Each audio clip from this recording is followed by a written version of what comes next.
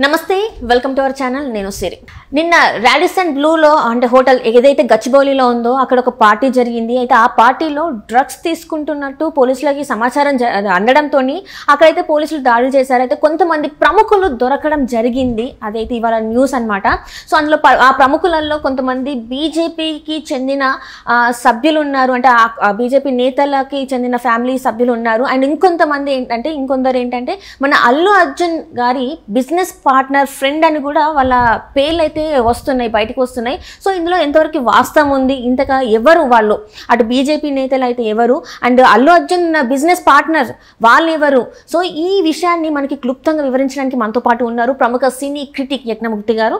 నమస్కారం సార్. నమస్తే సిరి.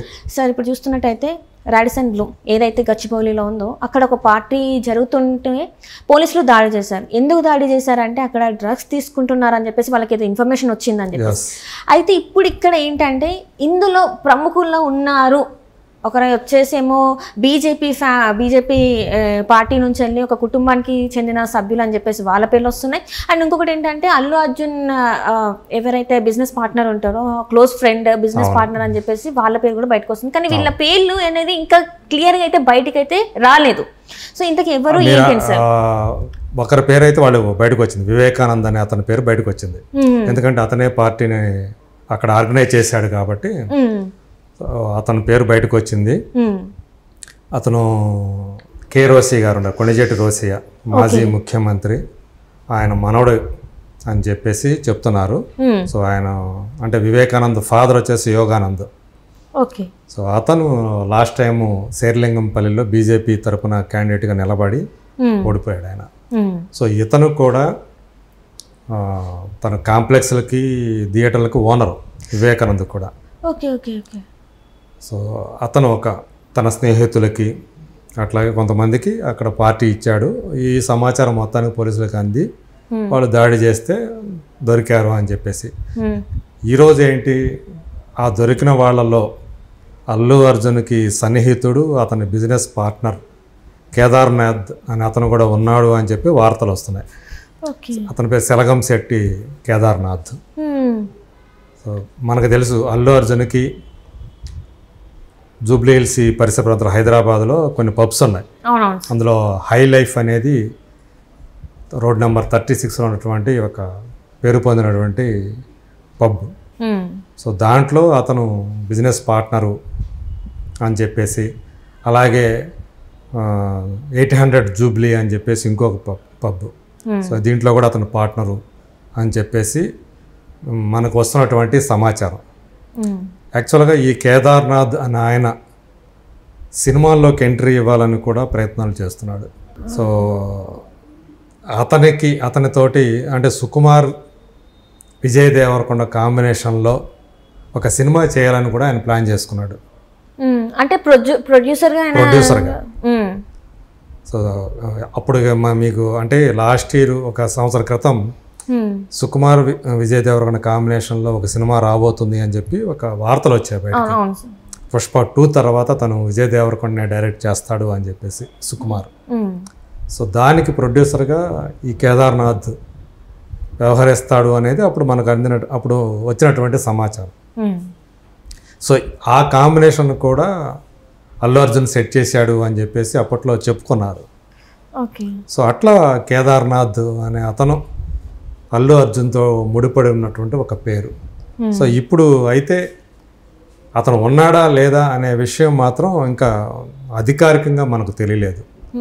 బట్ ఆ పేరు బయటికి రాకుండా కొంతమంది కాపాడుతున్నారు అని చెప్పేసి ఈరోజు సోషల్ మీడియాలో ఒక వార్త, ఒక ప్రచారం అయితే చక్కర్లు కొడుతూ ఉంది.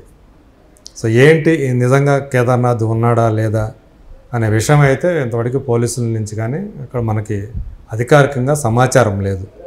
సో సాధారణంగా మనకి ఇలాంటి ఇన్సిడెంట్స్ జరిగినప్పుడు ఎవరైనా పెద్ద పేర్లు కనుక ఉంటే ఆ పేర్లు బయటికి రాకుండా కొంతమంది వాళ్ళని కాపాడటం, పోలీసులు వాళ్ళ పేర్లన్నీ బయట పెట్టకుండా చూడటం అనేది మనం చాలా కాలం నుంచి ఇప్పుడే విషయం కాదు, ఇప్పుడు మించో ఉన్నటువంటి ప్రాక్టీసే అది. కొంతమంది బయటకు వస్తారు, కొంతమంది బయటికి రారు. రైట్. అంటే ఇది ఏదైతే రాడిసన్ బ్లూ ఉందో ఇప్పుడైతే గచ్చిబౌలిలో సార్, గతంలో చూసుకున్నట్టయితే రాడిసన్ బ్లూలో మన బంజారాహిల్స్లో ఉన్న రాడిసన్ బ్లూలో నిహారిక కొన్నిదల అండ్ రాహుల్ సిపిల్గంజ్ ఇంకా కొంతమంది యూట్యూబర్స్ వీళ్ళు పట్టుబడడం జరిగింది.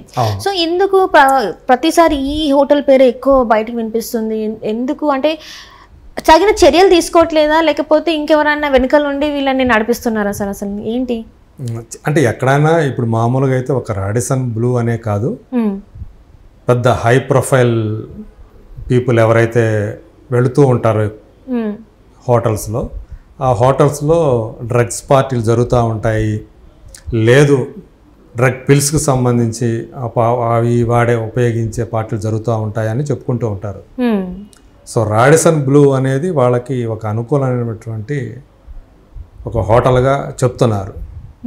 సో రాడిసన్ బ్లూ నిర్వాహకులకి అట్లాగే ఈ హై ప్రొఫైల్ వ్యక్తులకి సో వాళ్ళే బిజినెస్ పార్ట్నర్స్గా ఉండటము, దాని ఓనర్షిప్ ఉండటం, వీటి వల్ల ఎక్కువగా ఆ హోటల్ని ప్రిఫర్ చేస్తూ ఉంటారనేది మనకు తెలుస్తున్నటువంటి సమాచారం.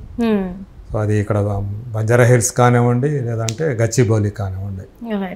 సో రాత్రి కూడా ఆదివారం కూడా ఇప్పుడు మనకు పట్టుబడ్డారు కాబట్టి ఈ సమాచారం అంది, పోలీసులు దాడి చేశారు, కొంతమంది దొరికారు.